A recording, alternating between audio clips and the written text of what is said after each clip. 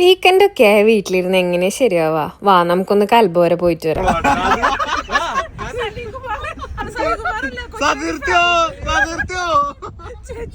പോവാണെങ്കിൽ ഇതേ ഇങ്ങനെ ഫുൾ പവർ ആയിട്ട് തന്നെ പോണം.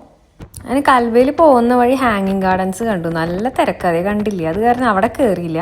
അങ്ങനെ കുറച്ച് കഴിഞ്ഞപ്പോഴേക്കും നമ്മൾ ഒരു 1.5 മണിക്കൂറൊക്കെ എടുത്തു കേട്ടോ, നമ്മൾ ഷാർജയിൽ നിന്ന് കൽബ വരെ എത്താനായിട്ട്.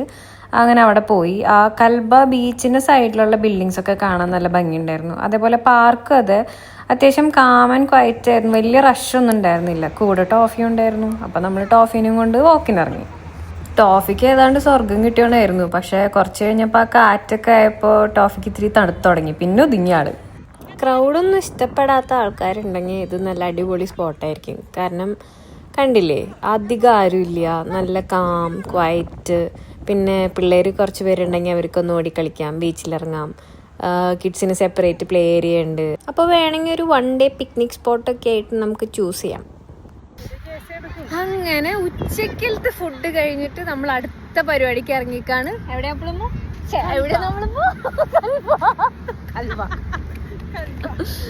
Okay, Kalba ബീച്ചിക്ക് വന്നേക്കുക.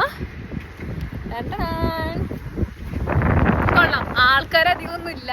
Calm and quiet ആയിട്ട് നമുക്ക് ഒന്ന് ചില്ല് ചെയ്യാൻ പറ്റിയ സ്പോട്ടാണ്. ക്ലൈമറ്റും കുഴപ്പമില്ല, കേട്ടോ, ചില്ലാണ്.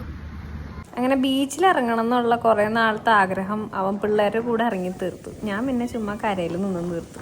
ഫ്രണ്ടിൻ്റെ ബർത്ത്ഡേ ഉണ്ടായിരുന്നു, അപ്പോൾ ഒരു സർപ്രൈസ് പാർട്ടിയും കൂടെ കൊടുത്തു. അങ്ങനെ ഞങ്ങൾ കുറച്ചു നേരം ബീച്ചിൽ നടന്ന് അവിടെ നിന്ന് പതുക്കെ ഇറങ്ങി നേരെ ദുബായിലോട്ട് വിട്ടു. വിശക്കുണ്ടായിരുന്നേ. ഇപ്പോൾ ഫുഡ് കഴിക്കാനായിട്ട് വീണ്ടും കയറി ഞങ്ങൾ, ഡിന്നർ കഴിക്കാനായിട്ട്. പക്ഷെ കയറിയ സമയം രാത്രി 12 മണി ആവാറായി. ഞങ്ങൾ അങ്ങനെ കാലിക്കറ്റ് ഷെഫിൽ കയറി.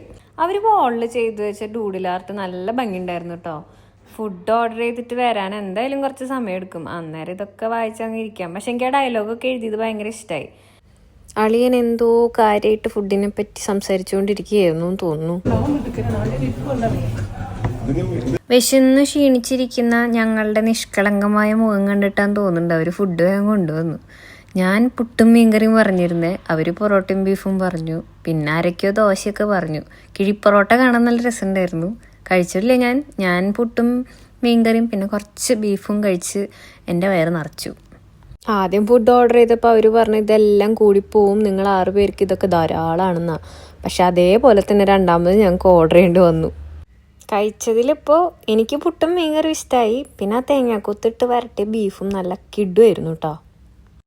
അങ്ങനെ അവിടെ നിന്ന് ഫുഡ് കഴിച്ച് ഞങ്ങൾ വൈൻഡപ്പ് ചെയ്തു ഗൈസ്. അപ്പോൾ അടുത്ത വീഡിയോയിൽ കാണാം. ബൈ.